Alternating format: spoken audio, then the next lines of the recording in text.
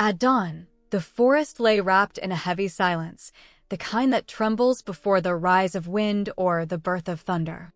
Mists clung to the tall kapok trees, turning their roots into ghostly pillars above the dark soil.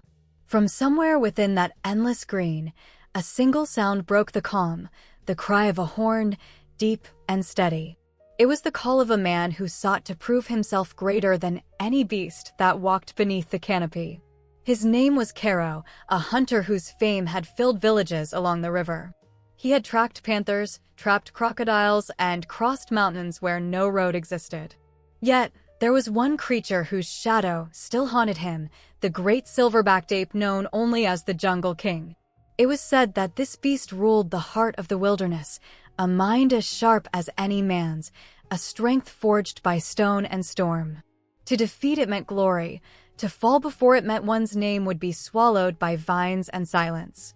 Kero walked alone, carrying only his spear and the faith of those who had seen him triumph before. The deeper he went, the thicker the air became, alive with the hum of unseen life. The forest did not welcome him, it watched him. Birds stilled, branches creaked as if warning him to turn back. But Kero pressed on, following the faint marks of broken fruit and deep prints that sank like scars into the mud. When the sun reached its highest point, he came upon a clearing unlike any other, a circle of stone where vines refused to grow. Bones lay scattered there, antelope, boar, even fragments that might once have been human. Kero's heart beat faster. He knew he had found the Jungle King's throne. From beyond the far trees came a low rumble, not of thunder but of breath. The shadows stirred.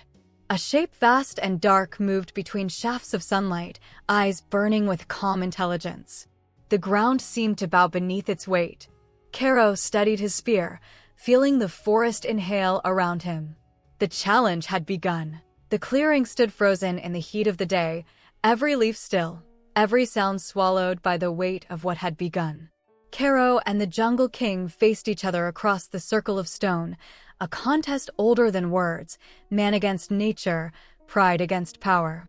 The air shimmered, and even the light seemed to retreat to the edges of the trees, unwilling to witness what was coming. The creature moved first. Its steps were deliberate, heavy but graceful, the strength of the earth itself behind every motion. Muscles rolled beneath its silvered fur, and its eyes, amber and alive, never left the hunter. Kero felt the ground quiver under its stride.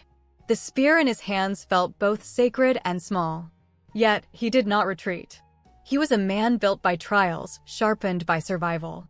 He drew a long breath and grounded his feet, waiting for the beast to close the distance. When it did, the world erupted.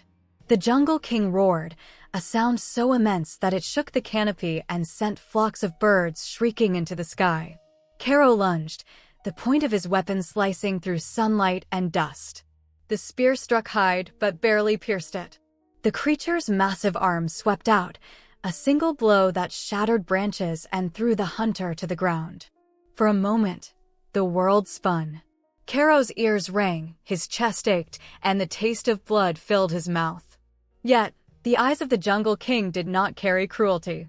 They carried judgment, an ancient understanding that this was not a battle for food or for vengeance, but for dominion. The man rose again, lifting his broken spear as though defying the very jungle that had birthed them both.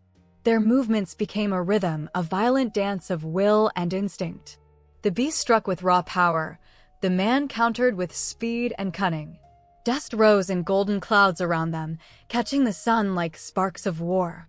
Each breath became thunder, each heartbeat a drum in the heart of the wilderness. Hours might have passed, or perhaps only minutes. The fight blurred into endurance, a test of who would yield first. At last, Kero's strength began to wane. Sweat and blood mixed on his skin, his breath shallow, his spear little more than splinters. Yet, still he stood. Still he stared back into the creature's gaze. The Jungle King paused.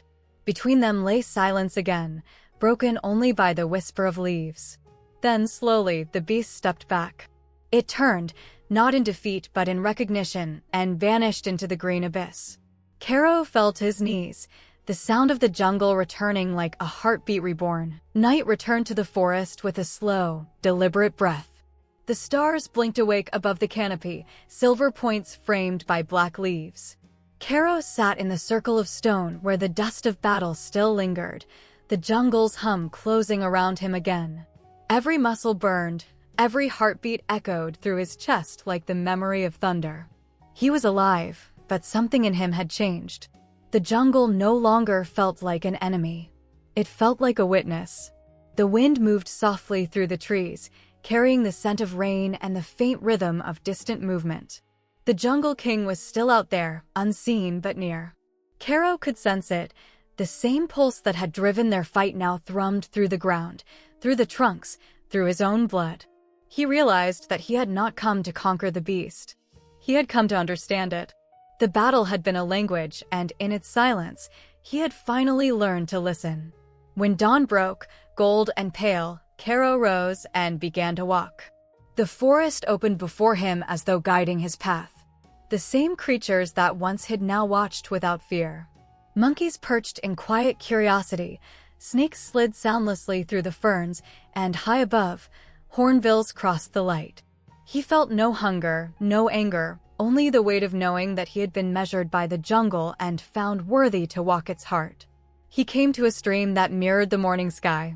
In its reflection, his face was marked with dirt, blood, and the faint shimmer of something new, respect, perhaps, or humility.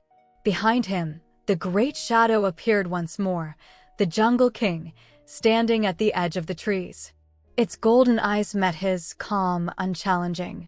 It bowed its head ever so slightly, a gesture both final and eternal. Kero understood. This was not submission. It was acknowledgement, a passing of guardianship from one to another. As the beast turned away and vanished into the emerald light, Kero stood alone in the clearing.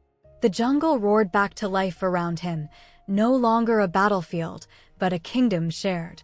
When he left its depths days later, he carried no trophies, no scars that would fade. He carried a legend, the tale of the man who faced the wild and learned that strength was not in conquest, but in harmony.